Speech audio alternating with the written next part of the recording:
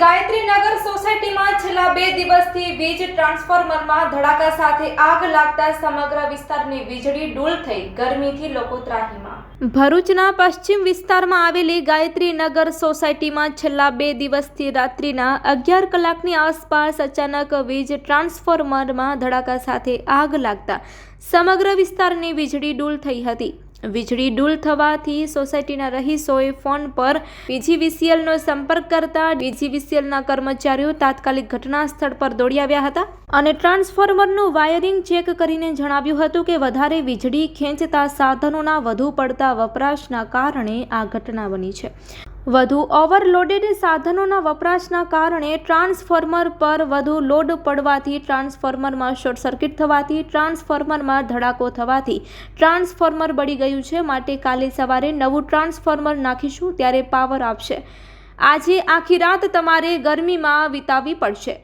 વીજ કર્મચારીની આવી વાત સાંભળતા જ સોસાયટીના રહીશોએ વીજ કંપનીના કર્મચારીઓ ઉપર પોતાનો ગુસ્સો વ્યક્ત કરતા કહ્યું હતું કે હાલમાં 43 ડિગ્રી જેટલી સખત ગરમીમાં અમે લોકો નોકરી ધંધા પરથી થાકીને ઘરે આવીએ છીએ અને વીજ કંપનીની આવી બેદરકારીથી આખી રાત પાવર વગર કેવી રીતે વિતાવીએ।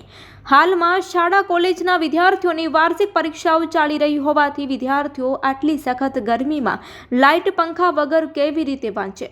વધુમાં સોસાયટીના રહીશોએ જણાવ્યું હતું કે ગઈકાલે રાત્રે પણ અમારી સોસાયટીના આ જ ટ્રાન્સફોર્મરમાં રાત્રે 1 વાગ્યે ધડાકો થવાથી વીજ કંપનીમાં ફોન કરવાથી વીજ કંપનીના કર્મચારી આવીને વધુ પડતા ઓવરલોડેડના કારણે ટ્રાન્સફોર્મર બળી ગયું છે, જેથી કાલે સવારે પાવર આપશે। આજે આખી રાત તમારે ગરમીમાં વિતાવવી પડશે એવું કહ્યું હતું, જેથી અમારે આખી રાત ગરમીમાં વિતાવવી પડી હતી અને સવારે વીજ કંપનીના કર્મચારીઓએ નવું ટ્રાન્સફોર્મર નાખતા સવારે 12 વાગ્યે પાવર આવ્યો હતો। તો તમે એવું કેવું ટ્રાન્સફોર્મર નાખો છો કે આજે ફરી પાછી ગઈકાલ જેવી સમસ્યા ઉદ્ભવી અને ગાયત્રીનગર સોસાયટીના વિસ્તારમાં વારે ઘડીએ ટ્રાન્સફોર્મરમાં ધડાકા થવાની વારંવાર અને વીજળી ડૂલ થવાની સમસ્યા ઉદ્ભવે છે, જેથી અમારી સમસ્યાનું નિરાકરણ નહીં આવે તો અમે ચક્કાજામ કરી વીજ કંપનીનો ઘેરાવો કરીને ઉગ્ર આંદોલન કરવાની ચીમકી આપી હતી।